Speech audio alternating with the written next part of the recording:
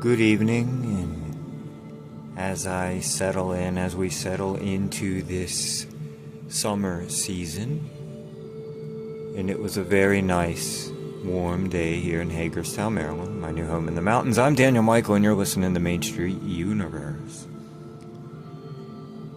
And as we listen and as we settle into the season, there's another season that sometimes returns, and that is the one starting to gain a little popularity on YouTube of people in the extreme Holy Roller Christian community, not all Christians, of course,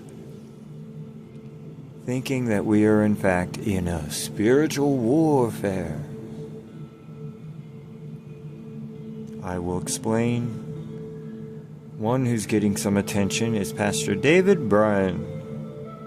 Yes, the man who claims to have actually killed Anton LaVey during an astral spiritual combat. For those that don't know, Anton LaVey wrote the Satanic Bible and was head of the Church of Satan. I myself am not a Satanist, by the way. I'm just making a point. So on this roundtable discussion, another guest mentions 9 occultists visited her and were harassing her all the time. And the other people in the church didn't believe her. And I think I figured out a really good reason why the other people didn't believe her. That is because the events she spoke of were in fact not true. She claimed later that prayer worked. Now, let's return to Pastor Bryan's story about the combat with the actual author of the Satanic Bible, saying he slayed Mr. LaVey during this combat. Number one, he claims a date for it, and Mr. LaVey did not die on that night. He died on a different night. I think he died a couple days later. He mentioned that LaVey's daughter, Zena, came to her father's defense during the combat in astral form. Homework alert! Anton and his daughter Zena had not been talking for 10 years. She basically disowned him. They had a difficult relationship that I don't think they ever reconciled, folks. I'm not sure about that, but I do know she stopped talking to him for 10 years. Now, Pastor Bryan, the great slayer of the Dark Prince, also could not remember the name of the hotel where part of the combat took place. He just referred to it as, quote, Hotel Hell, a gathering place of the witches, druids, and other what he called bad people. A place of that much importance to Mr. Bryan's story, but he could not remember the name of the place. Again, that's because such a place does not exist, folks, except for in the story that he's telling. Now I have good news.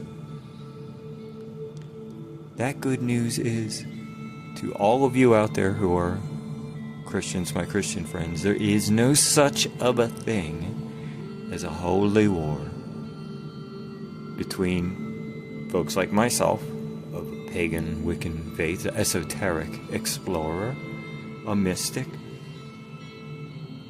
and you. There is no such holy war, and I've said this before on Main Street Universe.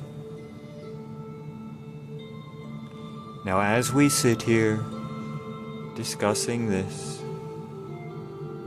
and as we take a trip into our minds, we may be able to remember a time when we ourselves wanted to take on the role of a hero and a warrior, and this can actually be healthy. However, what keeps happening with so many individuals is that they cannot let go of their own internal unnecessary combats. Or in this case, since they are internal, they might be necessary shadows to work on. And those shadows, folks, are not the witches out there in the world.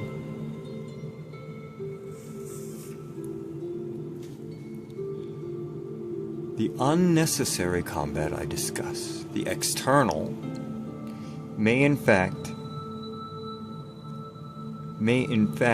be so non-existent that those who they claim to be the enemies are not even on the battlefield. Now, I'm sure you can run into a few offbeat individuals who maybe you've had a bad experience with. But I am talking about the other 99%. 99.5%. Folks, they're just not on the battlefield. Me, myself, an esoteric explorer, chaos magician, pagan, Wiccan, I do not know and never have in my life known anyone of that spiritual path or leaning who has ever been interested in conflict or conquest of other faiths of any kind, period.